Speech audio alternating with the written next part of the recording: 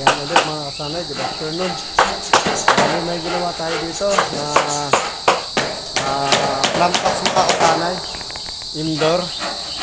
Bali gawa po siya sa 3-foot na na plywood. Ayan po. Siyempre, para may magagamit. Ito po yung mga kasanay.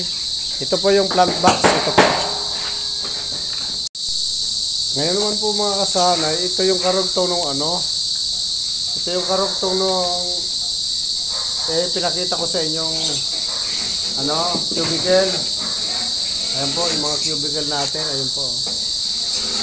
Bali nung nakaraan, ang naipakita ko sa inyo mga kasanay, yung ganito. Yung pinagsuksukan po ng ating ganito. Ayan, ayan po. Ayan po. Kung nakikita nyo mga kasanay.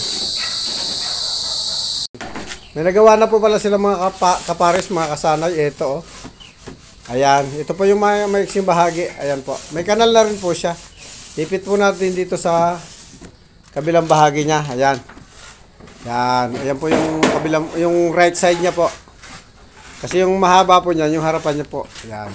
Ayan. Bale, itong corner niya, puputulin na lang po natin ito ng eksakto dito mga kasanay. Dito. Kung saan po tumama itong mixing part. Kung saan po tumama dyan, guguhitan natin ng lapis at iskolahin natin. Tapos po, bibilugin natin to para hindi po delikadong masagi-sagi at makakapanakit po kasi kung may kanto. Bibilugin po natin to mga kasanay. Ayan, ganun din po sa kabila. Ayan. Meron na po rin siyang pangkabila. Ayan po.